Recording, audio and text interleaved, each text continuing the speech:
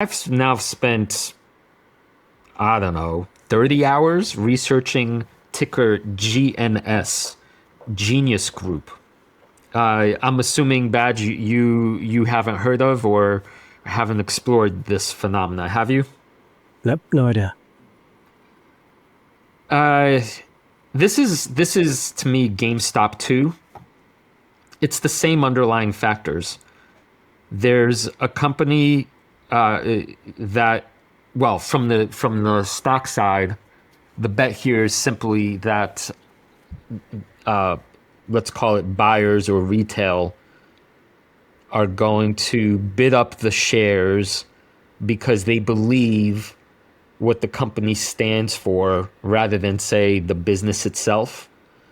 And what the company Genius Group stands for is what the original GameStop saga stood for.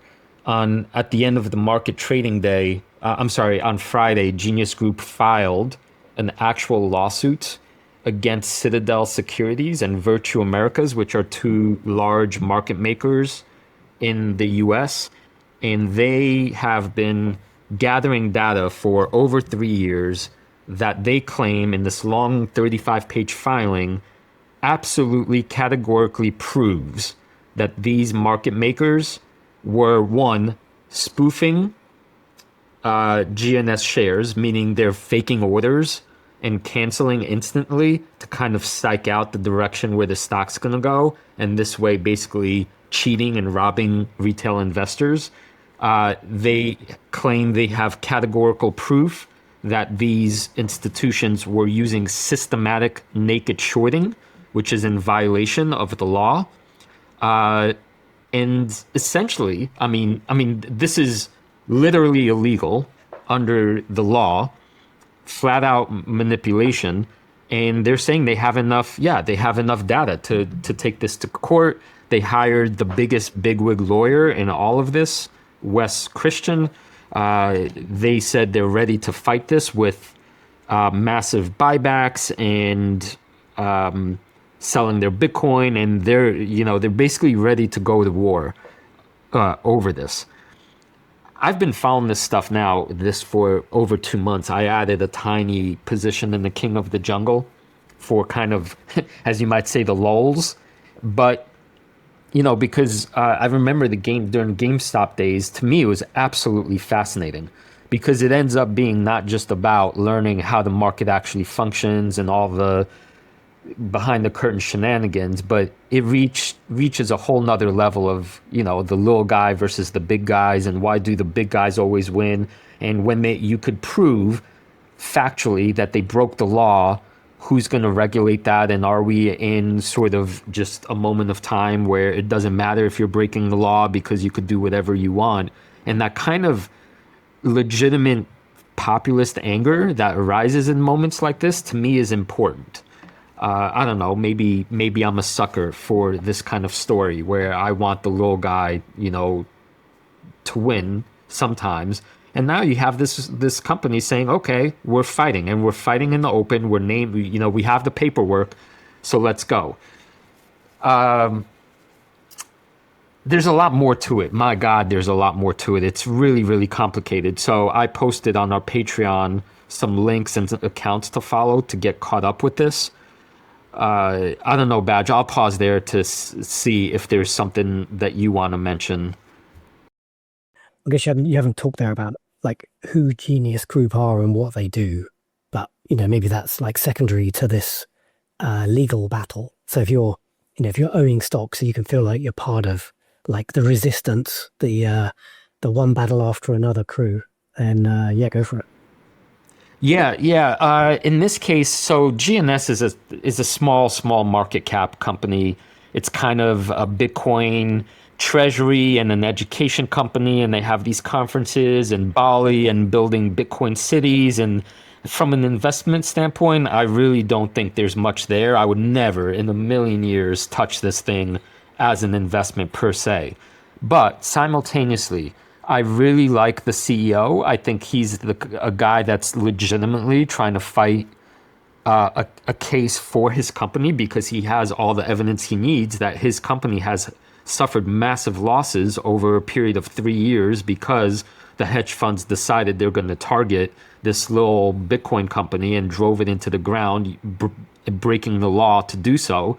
So I like the CEO, and maybe second tangent to this. You talked about this, I think, at some point regarding Robinhood. There's the things that are illegal, the spoofing and the naked short selling, creating shares out of thin air just to drive the price down. And then when you're asked to give those shares back, you don't, because the law, because there's nobody to slap your wrist. So literally, making the price do whatever you want and suffering no penalties. So there's that side of it. But then there's all this stuff about PFOF, which is, payment, what is it? Payment flow, order. Payment for order flow. Yeah, paying for order flow, where you kind of have this sense where Robinhood, the way I understand it, the way I think of it is Robinhood is in bed with some of these larger market brokers. They pay Robinhood to basically direct retail orders to them. So it's kind of like sliding them, some cash under the table. The retail investor doesn't know. And the retail investor thinks that they're always getting the best possible price on the market, but in reality, they're sometimes getting a good price, but sometimes the call it the briber, market maker, because they're getting a cut from Robinhood, they're actually taking a little skimming off the top between the bid and ask price, and that leads. That's not technically illegal.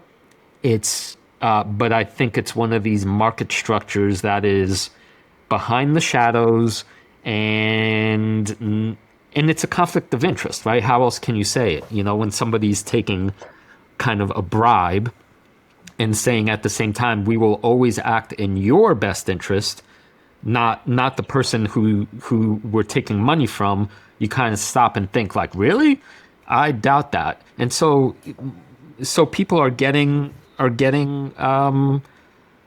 they're being lied to in a sense, and it's one of those things where, like Robinhood says, all trades are free, and that is true. But when all trades are free and they're making money, who's the product? You're the product, right? I seem to recall telling you all this stuff when you just told me you had all your accounts on Robinhood, rather than what I would term a proper broker. But there we go. Yeah, well, see, this is where it gets messy. I wish the world were so black and white, where it was easy to say proper broker. But now, mind you, great example, Badge. I'm glad you said that. So I like using. Can I jump in? I've got a hard stop in like a few minutes because I've got my charity meeting. Okay, right. Okay, so I'll land this by saying, sure, you could say get a proper broker, monkey, but guess who took away the buy button from GNS over the weekend? Charles Schwab and Fidelity. I don't know where IBRK is in all this. Probably not looking good either. So in the vast world of these market makers and the manipulation, I think it's all kind of skeezy, and it's a U.S. centered problem, and I love that GNS is taking the fight to these guys. So if you want to, my recommendation is watch Dumb Money again and throw some coin at GNS, and maybe it'll have a GameStop moment, and we'll see what happens. Oh, very good. So in your mind, like in the Citadel boardroom, they're saying like "Hail Santa," and they're gunning for the little guys. Yeah, well, this is now, I believe, the first time where it's like everything's in public. The documents are going to be by everyone. The journalists are going to, I'm sensing a kind of round two. Yeah, where all the names of plaintiffs are and the data that they've been collecting will be actually presented and incontrovertible. So let's see. Great stuff. Good luck in your joining the fight. Thanks. I'm excited. Rawr, get the pit. Monkey's got his pitchforks. I'm ready. All right.